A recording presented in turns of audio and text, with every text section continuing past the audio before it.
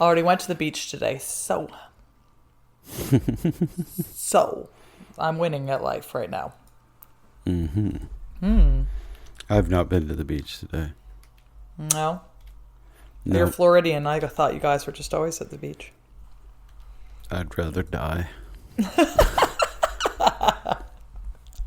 All right, fair play. I'll give it to you.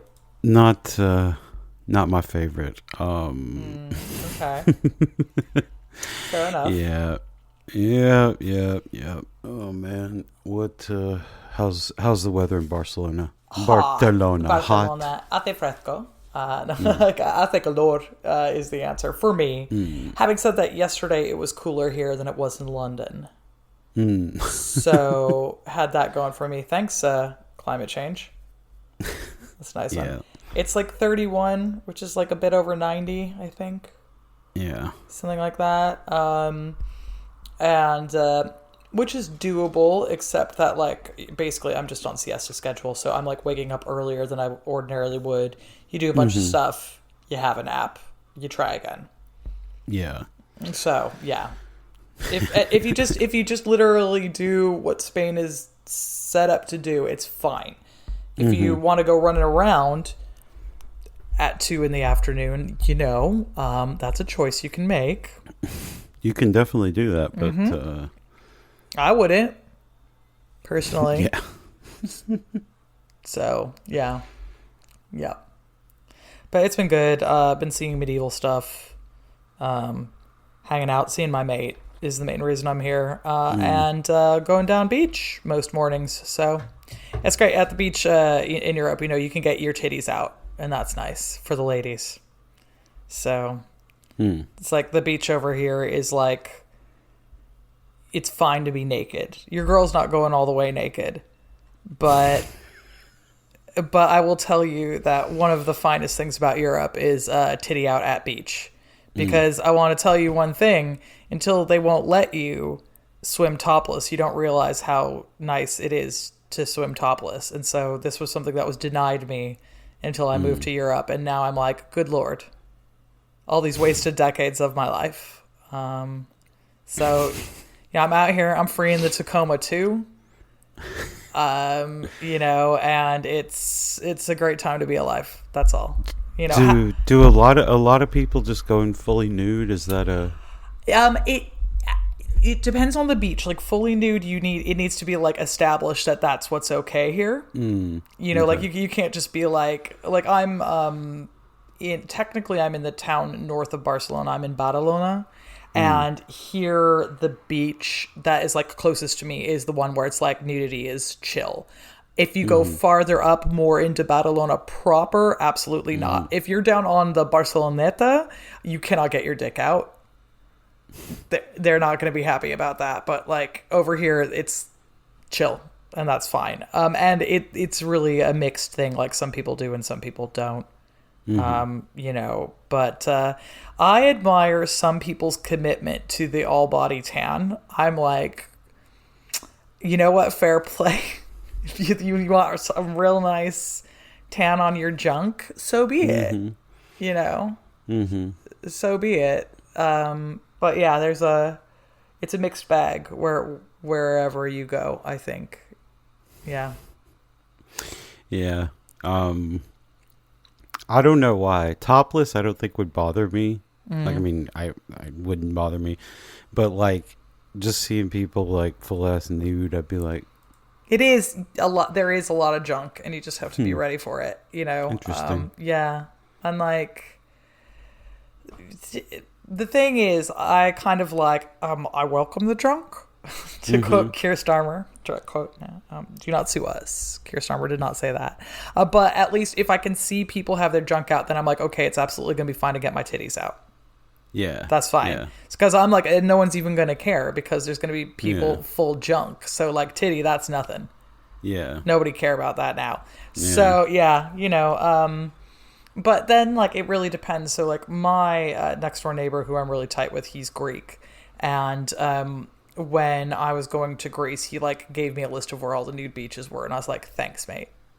Like he was on it. He's like, "This is where you go." I was like, "Hell yeah," So That like, and then again, you can just kind of like choose your own adventure with that. So I tend to kind of like stay more towards like the edge of where that is, but it's just kind of like, at the nude beach that like I just know that I will be chill, and that's all. That's all I particularly care about, because like you can't necessarily come to Europe and be like, oh, every single beach is a titty out beach. Many are.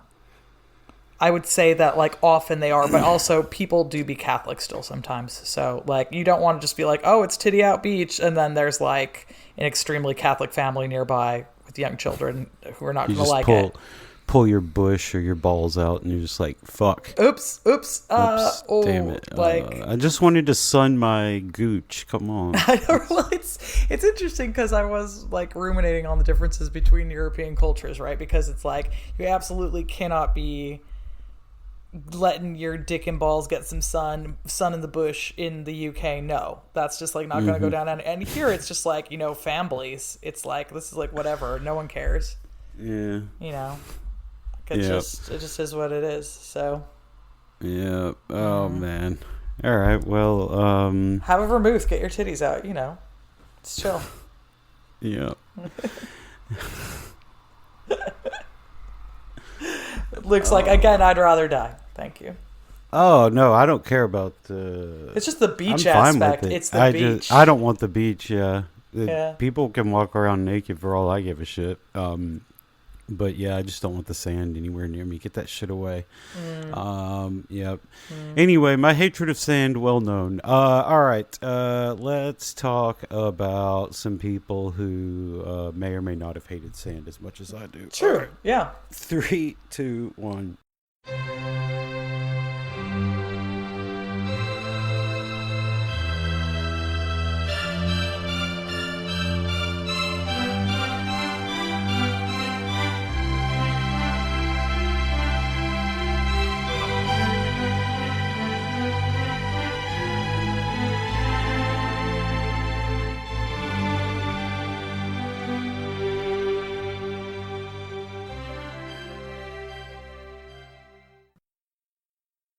Hello, and welcome back to We're Not So Different, podcast about how I've always hated sand. Yeah. My name is Luke Waters, and I'm an amateur historian. And as always, I'm joined by Dr. Eleanor Yanniga, who is anything but. Today, we are doing our 6th and final episode in our series on the Norman Conquest and English Anarchy. But before we get there, we have one question today because we got a lot to get to. But it's from our patron, Her Royal Highness Princess Denise, who says, "Don't know if this is your wheelhouse, but the question arose during the Saint episode. How does the church assign patronage? Whenever you look up a saint's info, you get the patron saint of blank. How did that tradition arise, and how is it currently handled?" So this is an interesting one, actually, because you can get elected to be, like a patron saint of something like that.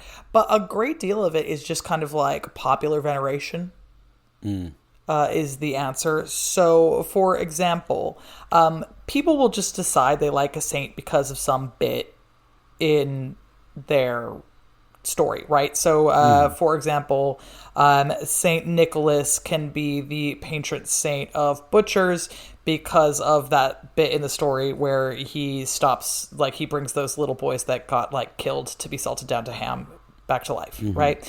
Saint Lucy is the patron saint of like the blind or people with eye problems because she gouged her own eyes out, right? Very funnily, Olga of Kiev is the patron saint of widows and the converted. But like the widows bit is that like a big part of her story before she converted is she like massacres an entire noble family because they killed her husband. And then she like converts to Christianity. So like if there's a bit in your story, right, that lends itself to particular things, then people might just pick you up, right? And say, okay, well, this is someone that we like, and then the tradition and the local veneration is kind of enough. Now, in terms of locality, and when people are like, oh, this is the patron saint of such and such city, sometimes that can just be like they had like a relic of the saint, So, like, if you've got the head of John the Baptist, like one of the four or whatever the fuck, then John the Baptist may very well be the patron saint of your city, right? Because you're like, well, we've got his fucking head, so that's what we like. But on the other hand, you could have, like, patron saints of, like, countries or whatever. So, for example, like, Saint Wenceslaus is one of the Czech patron saints, and that's just because he's Czech, you know? Right? And he was kind of like... I guess he's technically the second Czech saint because his grandmother got killed first because his mom killed his grandma. But, you know, I think she is one of the patron saints as well. And you can have multiple patron saints, right? Like, you can have, like, a whole group of them. It's not like once you have one, you can't have others. And then some people just like particular saints. So it's like St. George is the fucking patron saint of, like, so many countries. Like, so many, like 16. You know, so it's not like anything kind of like stops you from doing it one way or another. So it's a really interesting one because it's pretty malleable and it's something that the church doesn't really put a stop to, because the church is like, yeah, whatever. The patron saint of people who work with explosives is Saint Barbara. Fine. You like that? Okay. You can have them, right? Like, it's like these things aren't going to be something that they put a stop to because it's just like, cool, you know? Yeah. Yeah. I think some of them, you know, kind of make sense. Like, you know, like when you get St. Francis of Assisi, they're like, look, this guy is, you know, patron saint of going out into the woods and talking to animals or whatever. Because because that was his thing. But then when you get other ones, it's just kind of like, well, you know, who knows? Or like that new kid, the one that we talked about, the like millennial saint or whatever. They're like, yeah, he's the patron saint of the internet because he did a lot of stuff on the internet. It's like, well, I guess that makes sense. Yeah, you know? patron saint of posting. We needed one of those, right? And the patron saint of the internet, that is a that is a wide swath. That covers a wide swath of human knowledge and everyone like point culture, like a posting like furry porn. That saint's all over it, you know. Yeah, everything from like, you know, academic discourses on the deepest and most fundamental subjects to human life, all the way to like, you know, Rule 34 porn of every, you know, character, of every like fictional character that's ever existed. It's like, yeah, man. And then you got the Nazis and everything, and you're just like, wow, this is man. But I wouldn't want it. But then you can also learn about Marxism. No, I would not want it either. I don't want that shit. Give me like patron saint of like I don't know, nice mountain breezes. There you go, just chilling up in a mountain somewhere. Like yeah, that's a good one. Great. That's a good one. Yeah. I think that there's a patron saint. I think it's Saint Anthony's, the patron saint of tree houses. I like that. That's awesome. That's awesome, right? Like, I mean, I'm really into patron saints because it's like I like a pantheon. So you know. Oh yeah. You gotta have you gotta end up recreating, you know, pagan nature. Nature, natural worship all over again. Yeah. Princess Denise, thank you so much for the question. If you want to ask us questions like these, please subscribe to our Patreon, patreon.com/WNSDpod. You get to ask us questions like these that we'll answer here. You get all regular episodes ad-free. You get bonus episodes. We are almost up to 70. We just released our 4th installment on our book club series on The Name of the Rose. And then we'll have another one coming at the end of the month. You get 2 a month. And the only thing I'll say about it is if you do subscribe, use the Patreon website if you can, because apparently the Patreon app, on the App Store anyway, Apple takes 30%. Yeah, don't of your first donation, or maybe all. Don't of them, pledge I'm not that sure, way. but get onto a computer. Yeah, I mean, by all means, if you know, if that's all you got, then you know, cool. We will obviously appreciate that. But the guy from Pamplemousse just skimming that much off the top, specifically of Apple devices, is just kind of annoying. That's all. Yeah, I really wish we still had an antitrust, and the concept of antitrust in American law. But anyway, yeah, so check us out there. It's fun. And yeah, on to the main show. So, excuse me. When this episode is all said and done and you think back on the entire series as a whole, you'll likely come to the same conclusion that many others have. Wow, the English anarchy makes no goddamn sense from almost any perspective. Starts out in 1139 with the massive Battle of the Standard, the largest medieval battle on the island until the 100 Years' War. More than 26,000 soldiers took part as loyalist forces under Stephen utterly decimated the Scottish under King David I, who were fighting on behalf of the rebels under the banner of Empress Matilda. Was this monumental pitched battle a portent of things to come? Well, not really. Sure, there was fighting. Let's not minimize that, but it wasn't on this scale. Indeed, despite technically lasting until 1154, more than 15 years in total, the last pitched battle of the Anarchy occurs in 1143. However, we can rationalize that away easily enough. When you factor in low medieval population numbers, there simply aren't enough warm, able-bodied men of fighting age on the island to keep that pace up after 70 years of upheaval. It simply can't be done. The numbers just wouldn't work, and neither side had the money to pay for more mercenaries for long-term commitments or even individual skirmishes in some cases. But even with that rationalization, there's more confusion to be found. In the first 3 years of the Anarchy, the leaders of each side of the Civil War are captured and held in custody by their adversaries, only to be freed due to evolving material circumstances. Usually, capturing the opposing king or military leader was enough to secure the throne in a medieval European war, but not for King Stephen or Empress Matilda. Even Matilda's leading military commander on the island, Richard of Gloucester, is captured, and yet it didn't end. And there's the fact that while all of this is occurring on the island, Empress Matilda's husband, Geoffrey of Anjou, was conducting a methodical campaign that would end with the full Angevin conquest of Normandy, an effort which Stephen had no means to defend against. Then there's the course of the conflict on the island, which may be the most confusing aspect thus far. After 1142, a general stalemate settled across the island, and it appeared that Stephen had kind of won by default. Empress Matilda's attempt to seize the crown, while she held Stephen in custody, was utterly rejected by the city of London by force, and Stephen's subsequent release meant that he reclaimed the crown. Small skirmishes and guerrilla fighting would continue, especially in the Fens, but Stephen's hold on the crown was largely secure, even after the rise of Empress Matilda and Geoffrey's eldest son, Henry FitzEmpress, the future King Henry II. Yet, for Stephen's hold on the throne and the power that came with it, the English lords and nobles didn't really seem to like Stephen all that much, and by the end, he was, told in no uncertain terms that they would never allow his firstborn son Eustace to be crowned. Because while Eustace may have been fine or whatever, his accession to the throne would lead to a continued civil war, after many had already thrown their support behind the young Henry FitzEmpress to be the next in line. In fact, Henry's support would be so strong that Stephen would agree to a treaty in which Henry was adopted by Stephen and became the king in waiting, while Eustace was disinherited from the line of succession before dying one of the most politically convenient deaths of all time.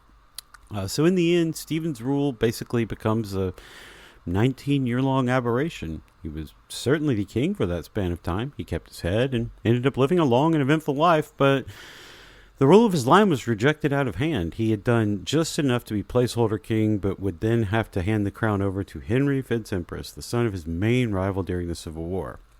And from that point, they stop being the main Norman line, which dies out, and they become something entirely different.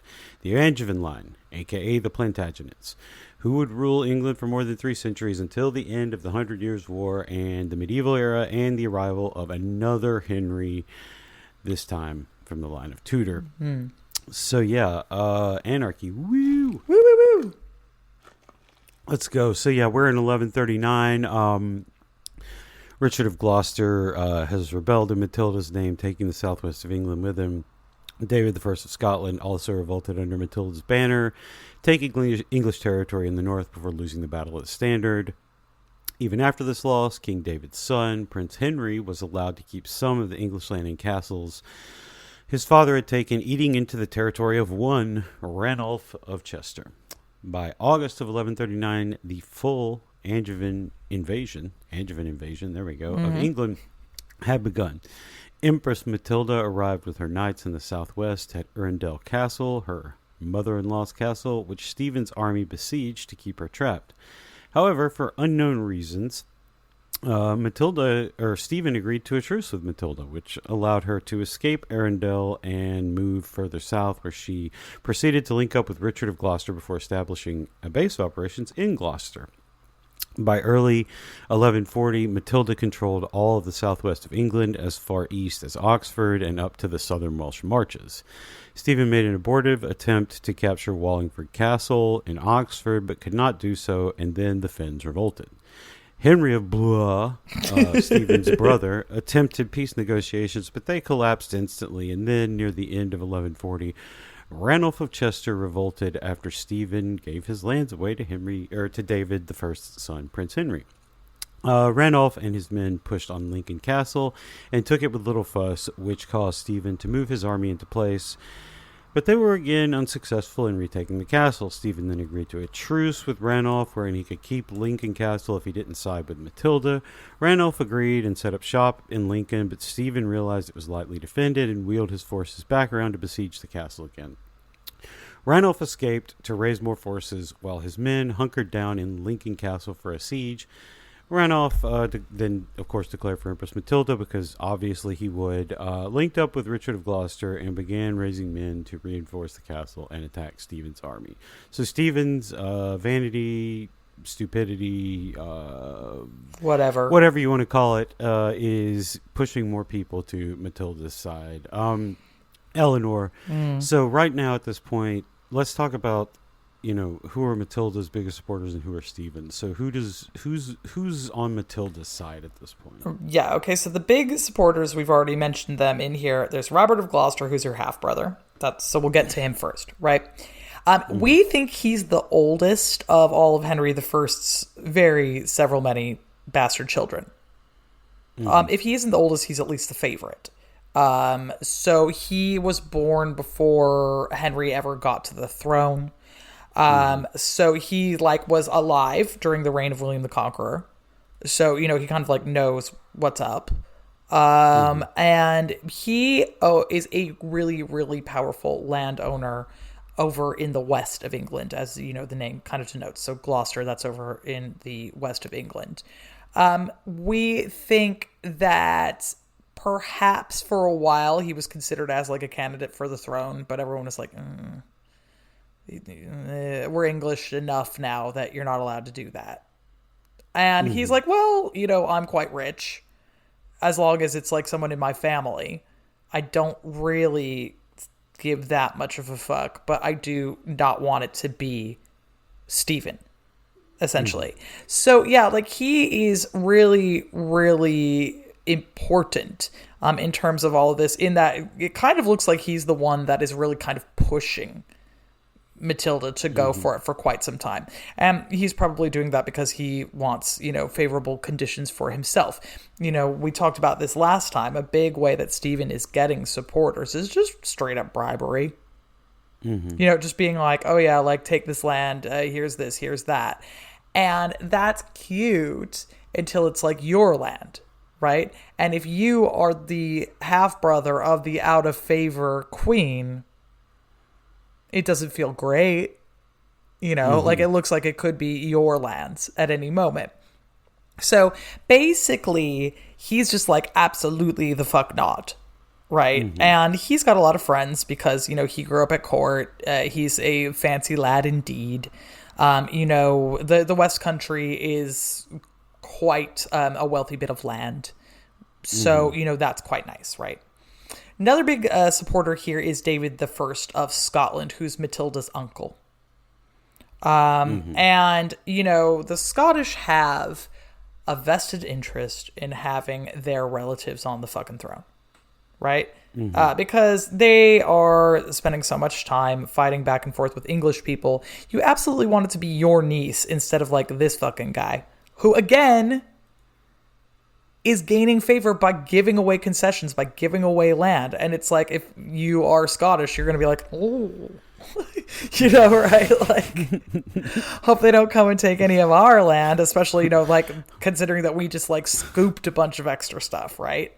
Rip to y'all, but I'm different. Yeah. Exactly. So, of course, they're going to support the people that they're actually related to because they know that you're not going to be, like, messing around. You know, and so David has an interest in making sure that Scottish things are fine, and also, you know, that's still his niece, right? So there is something to this, right? Yeah. So yeah, those are two like quite powerful people that are involved. On the other hand, we've already mentioned like Stephen's big supporter. So you've got Henry of Blois.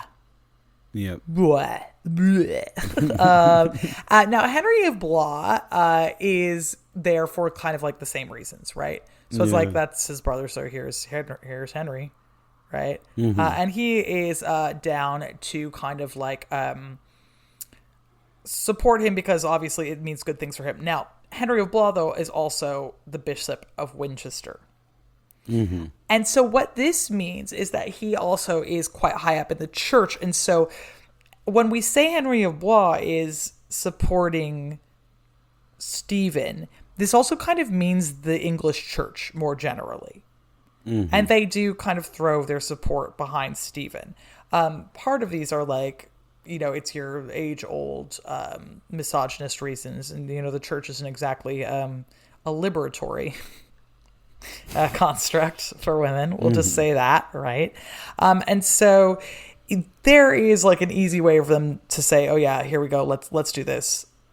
Boom. But he's an interesting guy because like he is very kind of classically Norman. Like he was educated down at Cluny, which is like the fanciest monastery in France. So like he is a fancy little lad who deserves a treat. You know, and these sort of things. But he has connections with the papacy, and he is pretty formidable as a guy. And now Winchester is one of, you know, being the Archbishop of Canterbury is a bigger deal than being the Bishop of Winchester. But Winchester is traditionally a very important seat for symbolic reasons, at the very least. You know, people say that it's where Arthur held court sometimes. You know, it certainly was like one of the capitals during the, you know, the Heptarchy and everything like that. It's really seen as a center of kind of politics and finance in its own right. And so the cathedral there is incredibly important.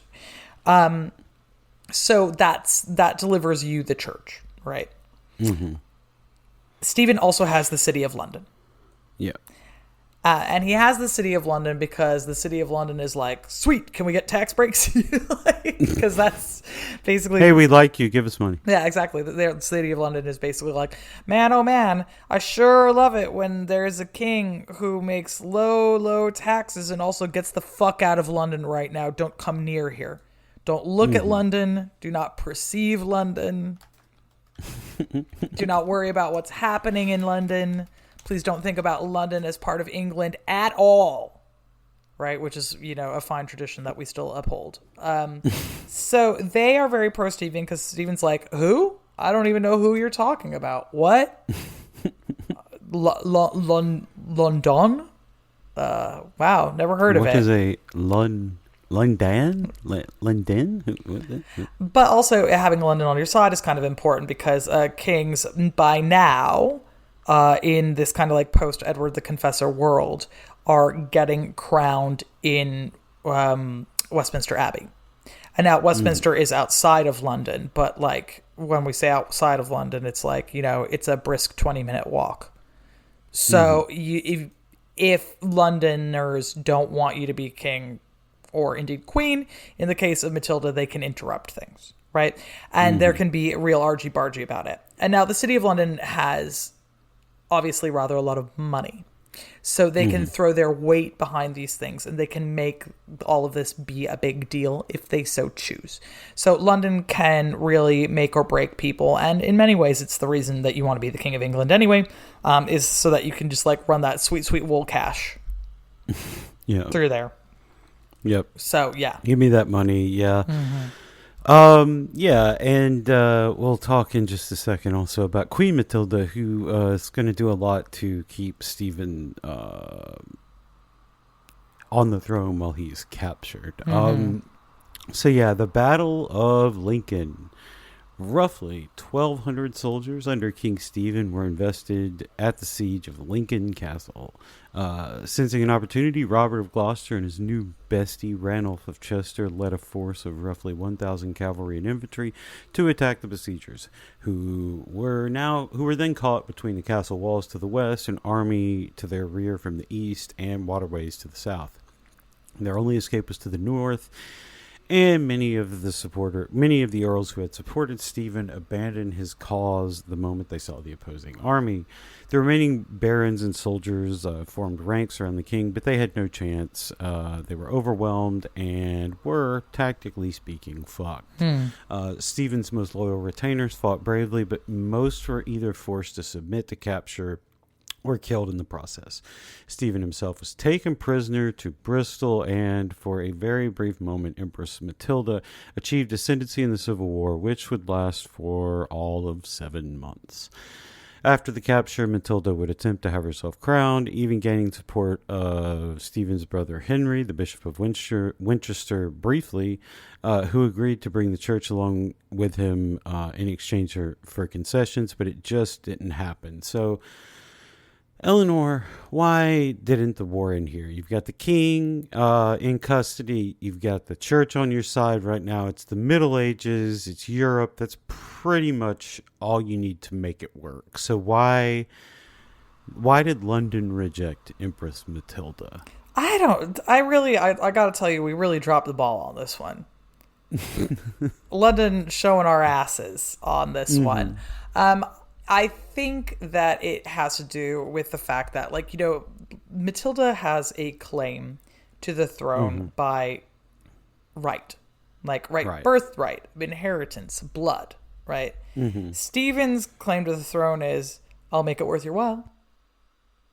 I'm a guy with a dick who was around in the area, right? And, but let me tell you why this is worth your while. And Londoners very much do not want royal interference, but they get a lot of it because, again, the reason that you want to rule England is because you want to control the commerce that goes in and out of London.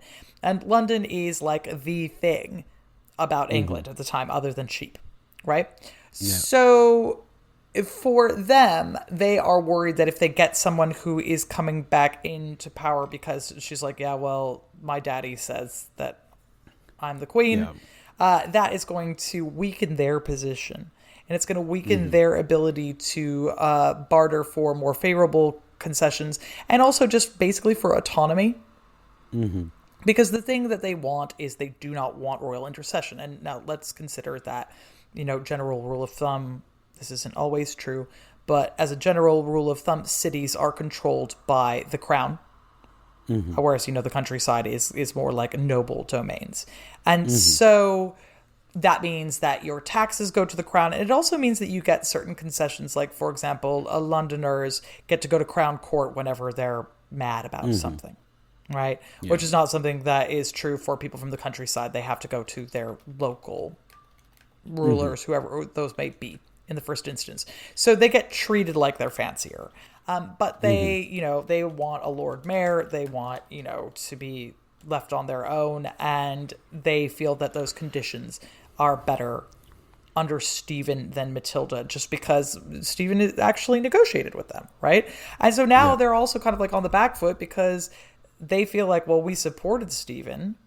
So if Matilda gets into power, we're in trouble, right? Because we told her to fuck off, right? And we made all of these deals. And when you're out here wheeling and dealing, you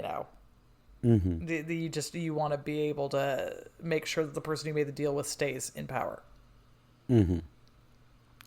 Yeah, it's, Empress Matilda is going to go so far as to get the support of Geoffrey de Mandeville, who controlled the Tower of London. Yeah, Even then, when in June they had a coronation planned for her. She was going to be crowned the Lady of England and Normandy. And the people of London were like, "Thanks, but no thanks." No, thank you. And rejected them, and the Empress and Jeff fled just in time to Oxford, to Wallingford Castle, which is going to be a theme for this whole event. But then there's also Queen Matilda, who does a lot to keep Stephen's claim alive during captivity, bartering, threatening, cajoling nobles to stay on his side, because they were losing support at the time, because the King of France had renounced his alliance with Theobald, Stephen's other brother, who was in Normandy, who was leading Normandy at the time. And so, people who had lands in both sides while Geoffrey of Anjou was invading Normandy started being like, hey, maybe we need to go with Empress Matilda. And Queen Matilda was like, no thanks, please stay with us. Yeah. And the rejection of London kind of did it, but I mean, Empress Matilda is going to raise an army that's going to end up getting her husband released. So yeah, or Queen Matilda did it. Sorry, whoever I just said. Anyway, she always writes to herself down as Imperatrix Matilda. So she says she's an empress. Whatever works. Yeah, it's damn too many Matildas getting my ass again. Yeah, so in 1142 you get Winchester and Oxford. So at Winchester, the rebel army attempted a siege at Winchester to kind of get London on their side, and it failed miserably. Richard of Gloucester was captured in the process. And this was the army that Queen Matilda had helped raise and everything. And once Richard was captured at Winchester during this like kind of small slipshod siege, that was basically the impetus for getting Stephen released, because Richard was basically what Stephen was for the rebels, except he wasn't king. Like, he was the military leader. He was the man on the island who was like he was the patriarchal figurehead of this movement on the island. I mean, Matilda was obviously the head of it, but she couldn't lead troops in battle, yada yada. You guys know how patriarchy works and everything like that. But it was when they did this prisoner exchange, that is basically Empress Matilda's last best chance to have secured the throne. Like, she functionally has no shot at this. Now, her legacy is going to have a shot later because of her son Henry, but we'll get there in a little while. A few months after Winchester in 1142, Empress Matilda was put under siege in the royal castle at Oxford for 3 months before she escaped under the cover of darkness, apparently across a frozen lake, and allowed the castle to surrender the next day, instead of forcing everyone to eat their shoes and then each other in a long siege. During this time, historians really care about this. Royal minting of coins broke down, and local lords began doing it on their own. We love this the shit. Horror. We love the this shock. shit. Oh man. Oh, you gotta balance. You gotta make the coins pure. You can't start debasing them. That's the If you want to get future historians on your side, just do that. It doesn't matter how many atrocities you commit. If you raise the silver content of the coin up to 60% or whatever, historians are going to be like, "This is the greatest." We will jack off over it. They fucking love it. Yeah. In mid-1143, the final battle of the Anarchy occurred at Wilton, where Stephen's forces were crushed trying to break out of a siege, but Stephen himself escaped capture thanks to a heroic rearguard action from his steward, William Martel. After the battle, Stephen ransomed castles and territories to secure the release of Martel from custody. For the next 3 years, the Anarchy entered a stalemate of sorts, with Stephen controlling much of the east, southeast, and north of England, while Empress Matilda had held territory in the west and southwest of the island, apart from Wales. Yeah. Oh, and then, as we said, there's also Geoffrey of Anjou's capture of Normandy. So his invasion began in 1142, and he is going to take it from, what is that, Viray? I don't, whatever it's Yep, called. I don't know. Something like that, which is closer into the middle of Normandy, and he's going to go all the way to the north to the coast at Cherbourg and take it in basically an unstoppable march. He loses one battle, but it doesn't stop the thing, and from there in early 1144 he took Rouen, and that forced the King of France, Louis VII, to recognize Geoffrey as the Duke of Normandy. Stephen's ancestral lands have been taken, and he had no recourse to stop it. He really had only England left at this point. It had split up. They were never going to get Normandy back. It's Angevin, and then, of course, it later becomes fully French. But we've talked about that before. So Eleanor, let's talk about Stephen's record as king, because he's going to be the ruler, from this point, not uncontested, but uninterrupted from this point until the end of the Anarchy. So, I mean, there's obviously a lot going on, but like, why was he specifically disliked? Like, what did they do? And like, but then on the same hand, he wasn't disliked enough that they were going to like choose Matilda over him, but they would choose Matilda's son. It's like, yeah, I don't understand. He's just mediocre. Yeah. Mediocre is kind of the thing where it's like, okay, you can't even beat a girl. Like, right? So you need to understand, like, so the misogyny works two ways, right? Like, the patriarchy hurts us all. Mужnost je kedж, as we often say on this podcast.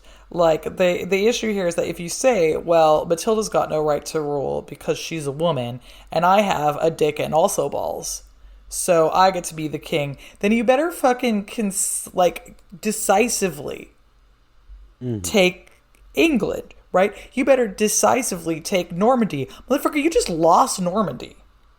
Yeah. Your ancestral lands are gone. They're gone. They're gone. We took them. That's what's paying for a lot of this shit, right? Like what's going down there. And then that makes everything look bad because now all the landowners aren't going to like you because, right, again, one of the big interests of all the Norman dudes is making sure that they're ruled by the same person so that they don't have split allegiances and they don't have to worry about two kings, essentially, right?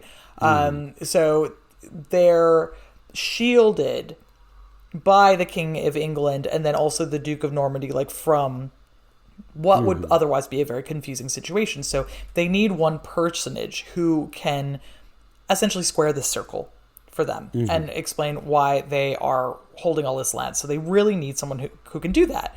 And you said that you were better than a woman, and yet here we fucking are. She's still out here. She's got her own court. She's still like administrating a great deal of England. And now they've got Normandy back as well. So like, what the fuck is all of this, right? Yeah, you had she controlled the southwest of England. The Welsh controlled part that the English considered part of their land. The Scottish had taken stuff in the north. So yeah, you're encroached in on three sides by others who Stephen is incapable or unwilling to remove from, and solve the problem. He couldn't solve the problem in Wales. He's buying off of David I of Scotland helped, but I mean, it caused more problems because Ranulph of Chester got pissed at him, and Ranulph is going to be his enemy throughout the rest of this thing. When Henry gets to the island, which we'll talk about in a minute, Henry FitzEmpress, Ranulph is going to be one of his main allies, and along with Ranulph and another guy from the north, those three guys are going to control more territory than Stephen will, even though Stephen controls the East and London.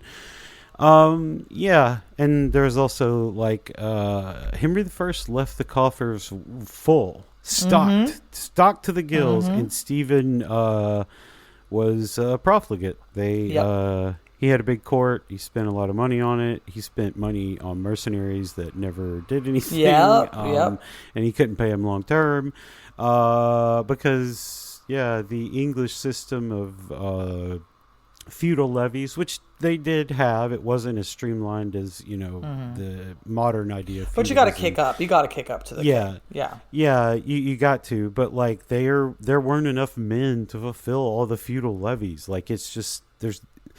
In 1086, there were estimated to be like 1.75 million people on the island. Like you can't have 70 years of upheaval and still be able to produce like armies and cavalry, infantry, archers, and all that of sufficient size. Like it's just not a thing. You can't do that. That's not how it works. Anyway, in 1147, Empress Matilda, she kind of starts to take a back seat here, and she really takes a back seat when, I believe, in was it 1147? I think or 48, one of the two. She Empress Matilda diffused a situation with a bunch of where the court and Stephen were fighting. There was political wrangling over this castle called is it Devizes? Something like that. Yeah, and she was like, okay, I'm going back to Normandy, and she just left. And went back to Normandy for the rest of the war. She was just gone. But in her place, she might have fallen in battle, but another walked behind and picked up her standard and marched on and said, I'm going to do it for you, Mom. And that was Henry FitzEmpress. Just the greatest. I love FitzEmpress as a name. So good. Son of the Empress. Love it. Good shit. Yeah. Empress Matilda's role is reduced. Maybe she saw the writing on the wall. Maybe she was just tired of it. Who knows? But yeah, in steps young Henry Deuce. Who will be Henry Deuce. And he is, he is an interesting guy. So Eleanor, what should we know about Henry II of England? Henry II of England is a real mixed bag of a guy. Where I would say that he is one of these kings where he's a force of will. He's incredibly smart. He's very good at battle. And by all accounts, he's like incredibly charismatic. Yeah. So he is kind of like quite well liked as a general rule of thumb, especially in his younger years. And especially like what he sort of represents when he shows up is an easy way to back out of all of this. Right? Because Stephen's been a disaster. This whole thing is fucked. And here is Matilda fucked off back to Normandy, which she now controls. Like, she establishes her court in Rouen, like, from 1148. That's, like, where all of her administration is happening. Again, the nobility have a vested interest in seeing one person control both Normandy and England. And crucially for them at the time, Henry's a boy. Right? So it's like, in a way, if, like, Henry had been, alive when his granddad died, his granddad might have just been like, yep, there he is. Yep. There's the heir. Fine. Right? You might have had Henry as the heir. You might have had Henry as the king, Henry II as king, and Stephen as his regent or something along those lines. And actually, I misspoke. Henry was alive, but he was, baby. Yeah. So, and that could have just kind of, like, solved a lot of egos. So, but what this kind of allows for is a way that, like, no one's embarrassed. Where it's a way of, like, saying, like, sure, Stephen, you're the king. Wow, look at you. What a fancy lad. Anyway, your nephew is the king now. You know, kind of like a deal. Yep, they're all like, you know who we hate? Eustace. And Stephen's like, why? And they're like, fuck Eustace. He's like, but shut up. Shut up. We're over it. We're tired of all this bullshit, right? And so Henry, because he is, you know, what the nobility want, he's kind of like placed in the right way. Now, I will grow to dislike him because he kind of does my girl Eleanor of Aquitaine dirty. But then also, by all accounts, maybe Eleanor of Aquitaine was also sick of his bullshit, you know, at that point in time. But, you know, hey-ho. I would take Henry II any day of the week over any of his fucking fail sons. True. I'll tell you that much. And go check out our episodes on historical women, medieval women, and Eleanor of Aquitaine, and then the episode on her and Henry's four moron boys. Yeah, like, he is a good administrator. He's got like an idea of what it actually takes to run a country, and you know, it's just a way for everyone to pretend that this never fucking happened. Right? Because they just couldn't get a result. It was just a stalemate. Like, no one was backing down, and this allows everybody to back down. And like, I mean, thank God Eustace died, but you know, like, like we've got, you know, our young Henry II who kind of strides in and is able to, it's not even necessarily like who he is, it's what he represents. Right. You know what I mean? Yeah, it's he like I find it very interesting that like he would hire these mercenary armies like, and from 1147 to like 1151 he tries, I think, 3 times to invade England. And every time he gets there, like, the mercenaries either disintegrate because they aren't getting paid or weren't paid enough, or like they just decide it's not going to be worth it or whatever. But like, this does nothing to diminish Henry's reputation. Everybody's just like, oh you, yeah. And he goes back. Like, the first one was when he was 14 years old. Like, so they had like, these people had to think enough of him at least to like get in boats and go over with it, like behind a 14-year-old, you know. And then like he keeps trying, but nobody really blames this on like these failures on him. And then he married Eleanor of Aquitaine, and the size of his land holdings just balloons, you know. Now it's like most of the southwest of France, you know, the southwest of France is there. He's got all of Normandy. He's got the Angevin ancestral lands, a little more in central France, and he's looking at England, and like now he's one of the, I mean, obviously England's still a backwater and everything that. And France is way more important, but with this, if he adds England, he's one of the like most influential and powerful landholders and rulers in Europe at the time. Oh, absolutely. So, he's like a big deal. He gets married to Eleanor of Aquitaine. We've talked about it before. Eleanor is great. The marriage works out for both of them for a little while, and then it turns sour. But you know, that's what happens if you marry the lady on your jerk off posters from when you're 15. It goes okay for a while. He is one of the very few that like got like, you know, like when you're like 15 years old and you're like, oh man, whoever like the bombshell or whatever on the poster is so hot. He's like one of the only guys ever to be like, he did it, jerking off to the thought of her when he's 14, and then when he's 15 she's, you know, wifing him. Yeah, whatever you. Yeah, he can jerk off on her then, you know, like whatever. Wow, that was weird and gross. Sorry. No, like, I'm here for it. I'm here for you. Well, I just, you know, it was just a little out of nowhere. Sorry. But were you wrong? No, I was not wrong at all. You know, around this time, Stephen is like, look, we're going to crown Eustace. Everybody loves Eustace, right? And the people are like, no. We don't. Eustace is a stupid name. We don't want a king named Eustace. And he tries to, because like the Norman tradition is to crown crown your son while you're still alive, so it removes these problems. But the English are like, that's not how we do things, that's not how we want to do things. You're William the Conqueror didn't crown William Rufus while he was alive, so we're certainly not going to allow you to do it, you idiot who can't even beat a woman in war.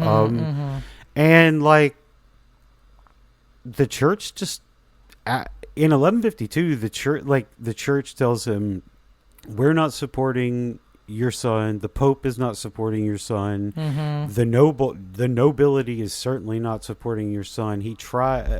William tried to get him crowned on Easter in 1152, and no dice. Like, nope. His brother Theobald Stephen wanted his brother Theobald to kind of force the issue, to force the bishops to anoint Eustace, and Theobald was like, no thanks, I got bigger problems over here on the continent.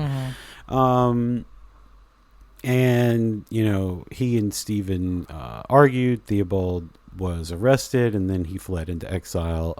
But at some point, probably around 1153, Stephen started to see the writing on the wall, because Henry FitzEmpress arrives with a real army in 1153, and with very little effort and no real battle or even skirmishes, takes over the southwestern part of the island that had previously been held by Empress Matilda. He then allied with, it's our old buddy Randolph of Chester, this guy in the northwest, and Randolph had previously allied with Robert of Leicester, because they were both pissed at the king. Stephen had done kind of the same thing to Robert of Leicester that he'd done to Randolph. And these two guys are the two largest landowners in the northwest of the kingdom, which, it's not, if you're going to, if you want to win, it's not a good idea to piss those guys off. No. And then David I of Scotland, who already controlled some of the north and obviously controlled present-day Scotland. All of them were allied together, and suddenly, they controlled more of the island than Stephen did, and the Welsh still controlled a part in the very west of the island, even though it was being encroached upon by the others. It was Stephen was fucked. Again. It was no choice.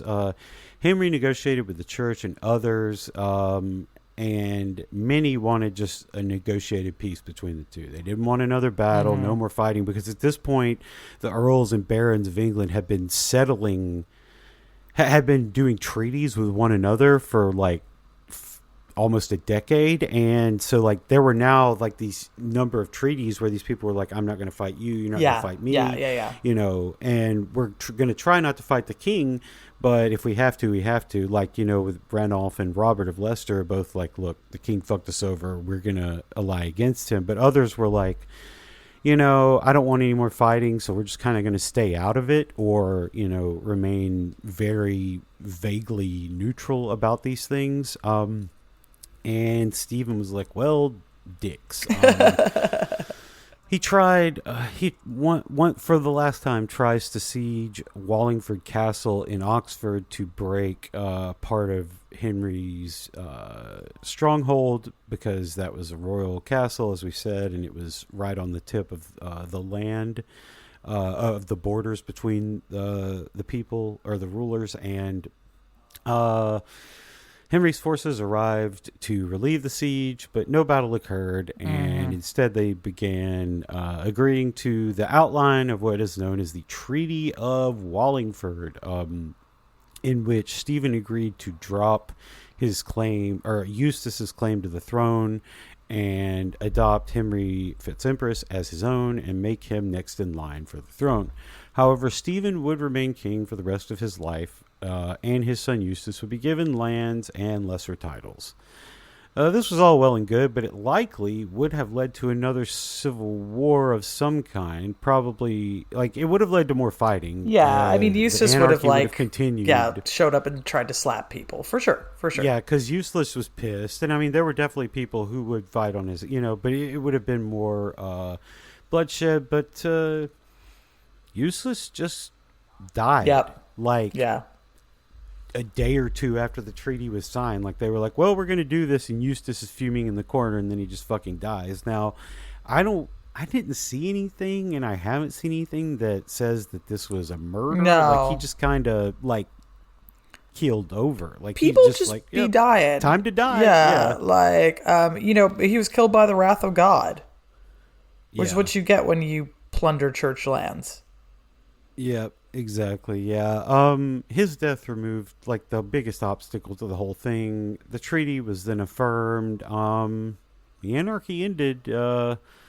Stephen began trying to rebuild the realm, going on an extensive tour of the lands, but he died while on progress later in 1154, leaving only a young son, William, behind. Thus, Henry FitzEmpress became Henry II, and Geoffrey of Anjou and Empress Matilda's Angevin line of kings took hold of the throne, and a very long reconstruction effort followed. And of course, around this time, Geoffrey of Anjou was apparently given the nickname Plantagenet, which would come up much, much, much, much later when Richard III would take it up just before he died unceremoniously. So Eleanor, before we get to the aftermath of the anarchy and everything like that, I know you're a huge Empress Matilda fan. Yeah. What should we take away from her here? Because, I mean, if you look at it, like, yeah, she did contest the throne, and she did, I mean, she did almost take it, but at the same time, like, outside of like a few year span right there, she seemed far more interested in Normandy or other things besides, ruling England. So like but then her son takes it, and so it's basically like just a 19-year aberration, Well, I'll tell you, for Stephen. What I will say is that Matilda walked so Eleanor could run. Right? Like, Matilda is the first one to do the I think you'll find I'm queen or whatever, and also like I'm a lot more functional than all these men. Anyone gonna listen to me? No, fuck you, I'm going to France. Goodbye.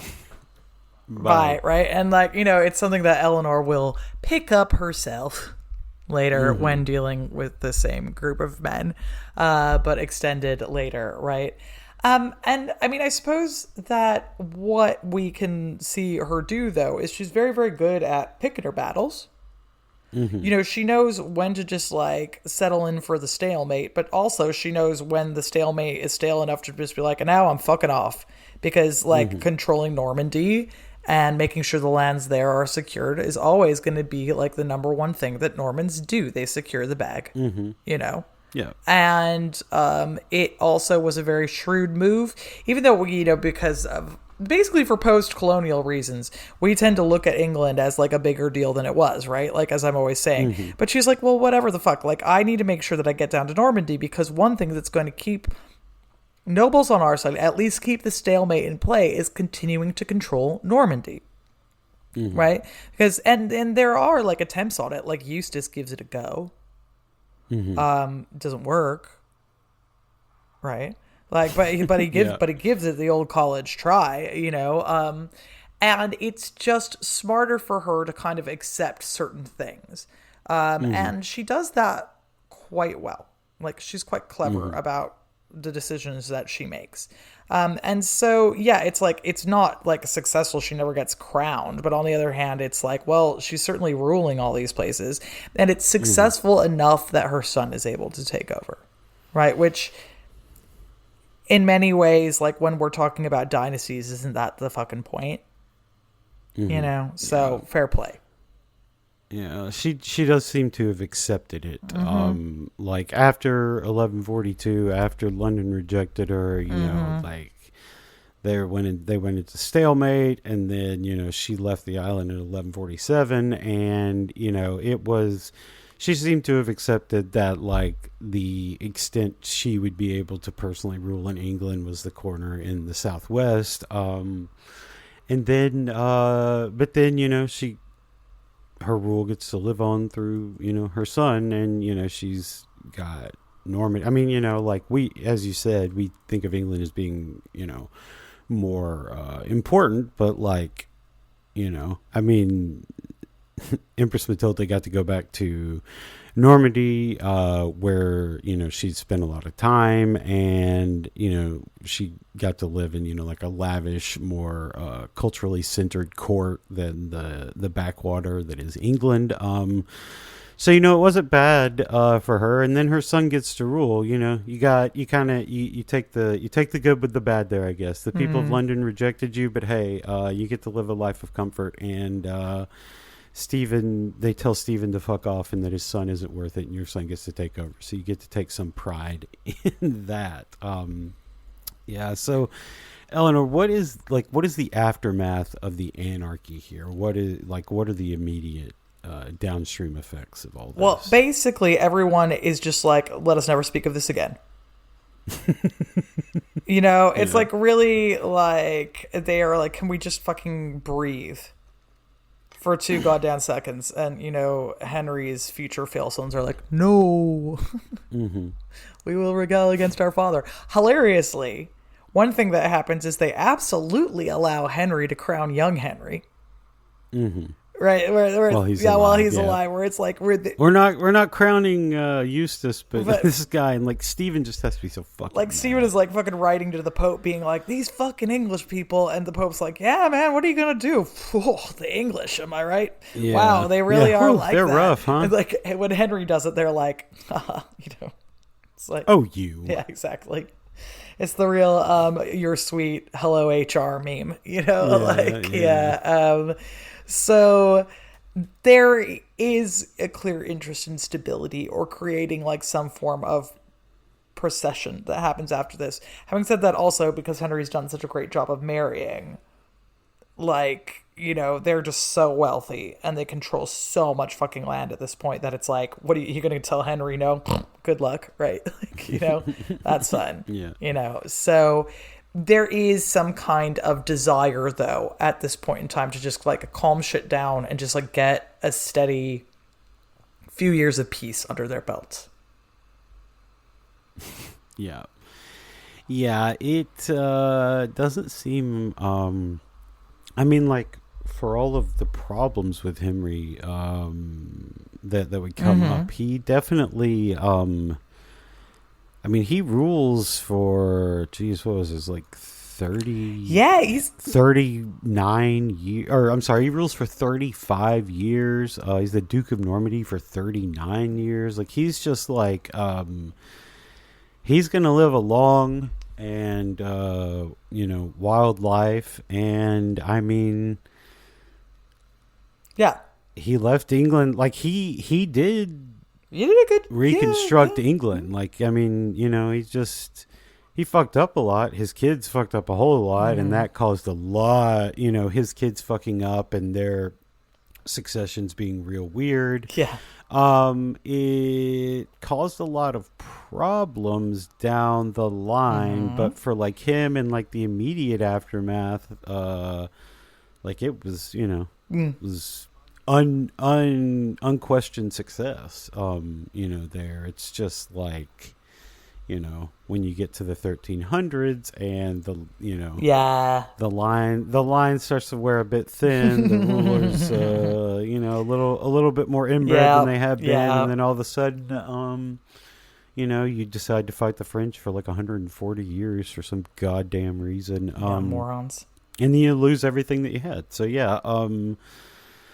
that that is that. So like as a historian, like what are the takeaways from the anarchy? Like what can we learn from this thing that starts out with like this huge battle and then a few more battles and then is just like stupid sieges and weird politics until the end? Politics is important right? True. And this is the thing, is that we tend to think that, like, you know, like, especially the great man way of looking at history is like, history is a series of battles and history is actually about wars. And it's like, that is not what happened here. You know, this was about making friends and making smart moves. And that is what won this in the end, ultimately. Ultimately, Matilda wins. You know, maybe not for herself, but she does win. If you've secured succession for your children, you've won. And that's that. And she does it by being stubborn and by doing statecraft and by sending out a lot of letters and making connections between people. So this is really one of those things where it shows how history is the boring stuff as well. History is the letter writing, and it is the commitments that you make. You know? I mean, people want it to all be like halberds and hacking at each other on a wall, and sometimes it's just not. Sometimes it's about writing letters.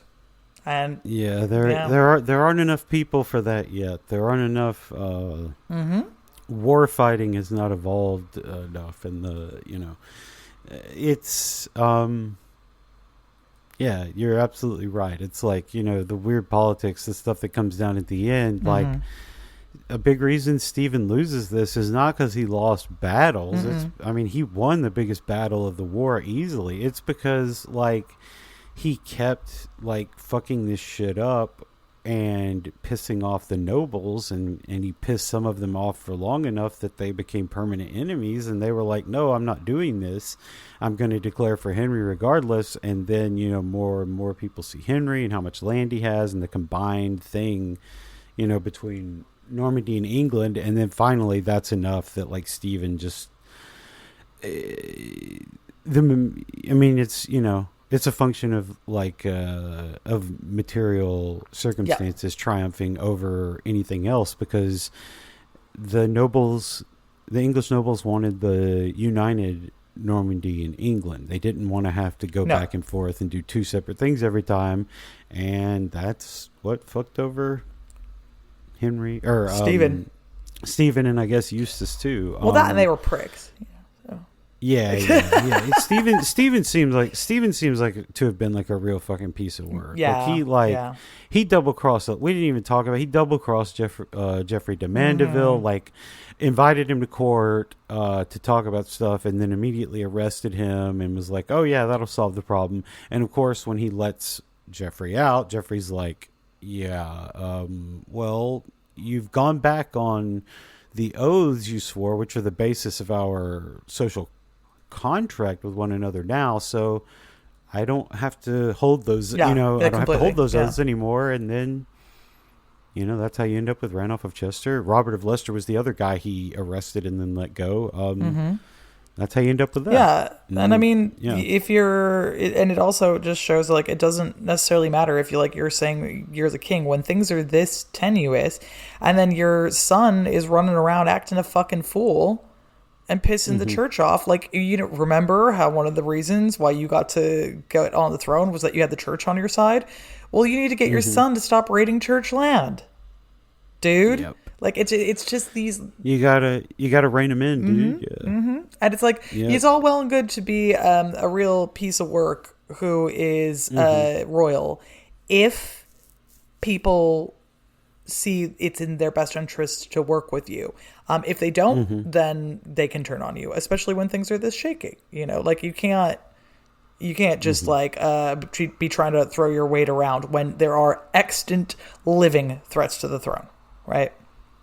Yeah, extant living threats who most of these people had already agreed to take oaths that that line was preferable to yours. Like, this is, you know... Remember? This is like the very definition of realpolitik, and he's like, nope, don't give a shit. I got the crown and everything. And it's like, that's great, dude. But, like, you know, like, he now, I mean... is basically not remembered very much. Like, he's you know, and it's just like he just kind of fucked around, and it I mean, like, I I don't know how it really could have gone differently given the patriarchal aspects of society and the fact that I don't know. Empress Matilda wasn't. If Empress Matilda had been in England at the time of Henry the First's death, that's a completely different problem. With her and Anjou, and the society as it was, I see it very difficult for it to. Now that doesn't mean the anarchy had to play out like it did. Stephen could have been killed, Matilda could have been killed or captured, whatever. But like, if she's not in England, this, and the fact that Stephen is there and is the blood of the conqueror, or whatever the fuck, and before we move on from the anarchy, let's just briefly talk about House of the Dragon, because I mean, like, you can see, you can see the structure of House of the Dragon. Obviously, George R. R. Martin's version is way cooler. There's dragons and the statecraft and like shifting alliances and all these weird marriages and everything. But I mean, the basics are going to be the same. Rhaenyra fights for, what her dad said was her right, and she's going to come close to succeeding, but will be rejected by the people of King's Landing, probably in the beginning of season 3, if I had to guess. And then at the end, her son, spoiler, I guess, for a book that's been out for a long time. Either read the book or don't, man. Yeah, that had been done in the lore like 20 years before. Also, you just listened to a whole series on the Anarchy. I don't know what to tell you. Her son, spoiler, Aegon III is going to be the king who rules. Even though Aegon II, he's going to stick around for a while, surprisingly. But yeah, we will have a review for House of the Dragon season 2 soon. Anything I missed from the House of the direct House the Dragon parallels? No, I think we're pretty much bang on at this point. A lot fewer dragons. Unfortunately, sadly, that's only because they didn't fight in Wales. The Welsh, of course, were riding dragons at this time. That's correct.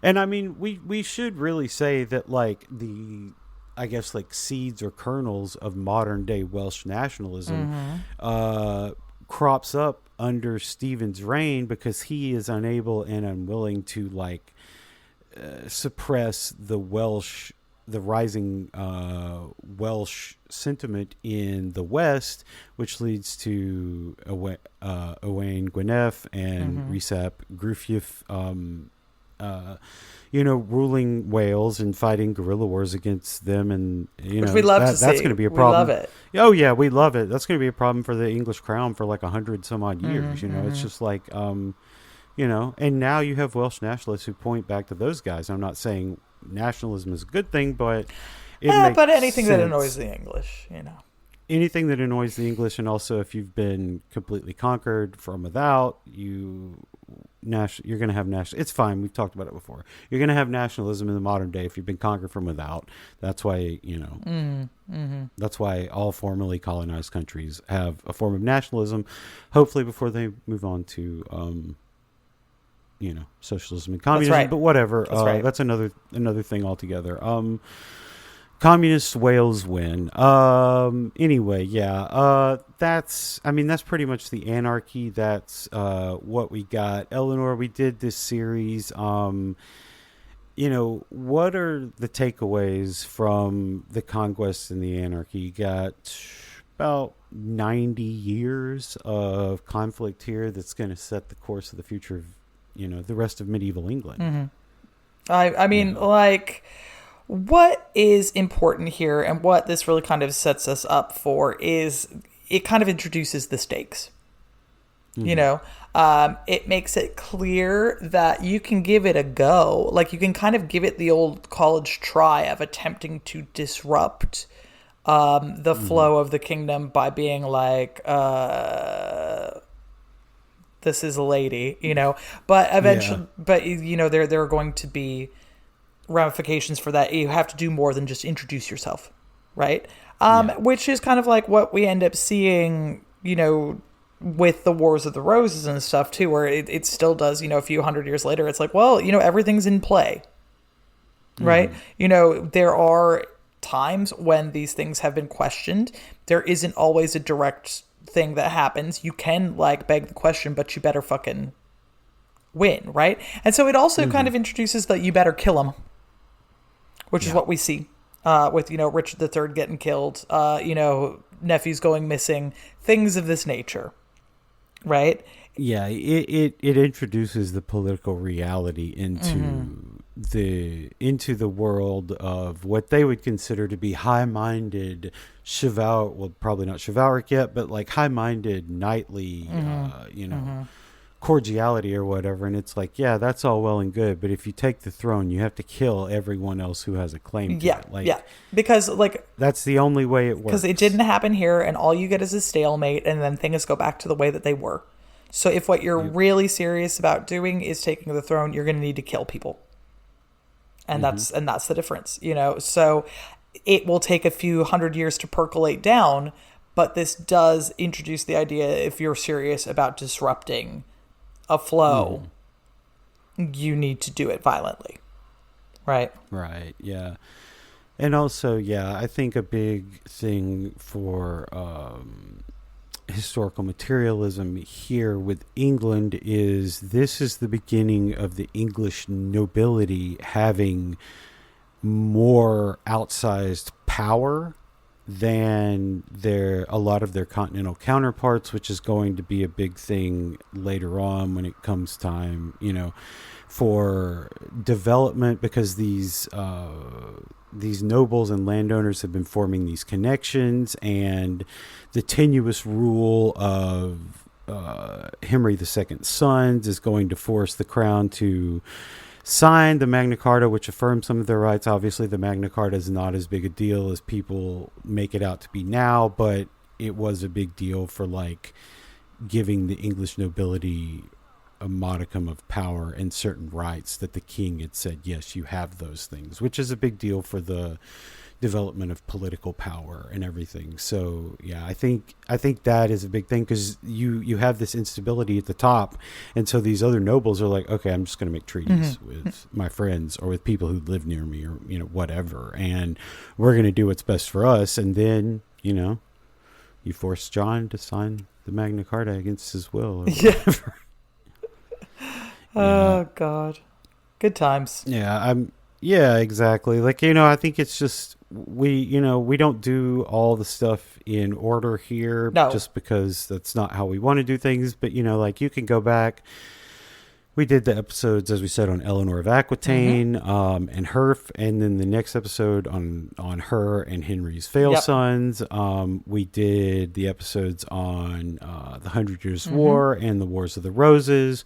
We've talked about all that stuff, how all that stuff fed into the 30 Years' War, blah, on down the line. We've gone back and we've done all these things, but basically this is tracing the history of the English from obviously it started even before this, but you can see the signs of what's going to be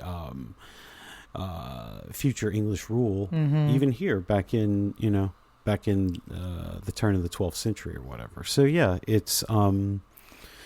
it's a lot. It is the milieu of history, and it's coming together to show you that politics can be as important as, or not can be, politics are as and more important than battles, and that girls rock. If you have girls rule, boys drool, and if you if you are a ruler and you have children who are going to perpetuate that rule in a dynastic system, they are going to be targets for violence in the event of a coup by someone else. And that's just how it be. Kind of how it is for the rest of his, it's obviously not always like that, because Henry Tudor spared, at least one other claimant to the throne. But at the same time, you better feel confident, homie. You better feel confident. You better be real confident, because otherwise they're all going to have to die. That's just how it is. Everybody's fine. Everybody's fine with that until it's a ruler they like, or the people who are doing the killing are people they don't like, and then they are horrified. But this rule was, I mean, it was established long before this in other places, but it's certainly established in Europe. Yeah, absolutely. Absolutely. So, yeah. Yeah, anyway, that is what we got here on the Norman Conquest and Anarchy. We hope you enjoyed it. Unsure what we will be back with next time. We will certainly figure it out, though, and it'll be a banger as always. In the meantime, Eleanor, what's going on with you? Yeah, my TV shows about the Normans are... Oh, we should have talked about this at the beginning. I am so sorry. I completely forgot. No, it's all good. We should have mentioned it at the beginning. No, we're mentioning it at the end, though. My shows are out on historyhit.com. You can watch 2 shows that I did about the establishment of the Normans. It's cool. It's on historyhit.com. If you have to pay some money, hey, pay and then cancel again. But if you use the code medieval at checkout, I guess you get 30% off. That's cool. So that's tell them I sent you, right? Tell them I sent you. Just flash some cash to the boss, to the doorman, and then go on in there and be like, I think Eleanor is great, and you should give her more money and more shows. And you should also hire her co-host Luke for some other role that is unnecessary. They should send us on a drinking tour of somewhere. I don't know. Ooh, that would be fun. Yeah. That would do me a solid if you would watch it. Things like that. Things of this nature. Otherwise, I'm on the socials at Going Medieval. I'm hanging out. I'm gonna try to write something for the blog soon, but I'm trying to be on holiday. It's going so. But I mean, maybe next week. So you can always check me out at going-medieval.com. Yep. And by the way, please don't suggest anything to History Hit about me. We don't want to mess up Eleanor's bag there. That was a joke. If they want me, they definitely know where to find me. My name is Luke. You can find me. Luke is Amazing on the socials. You can find my old show, A People's History of the Old Republic, wherever you listen to this, if you want to hear me talk about Star Wars. Otherwise, that's going to do it for us today. Thank you so much, and we will see you next time. Bye!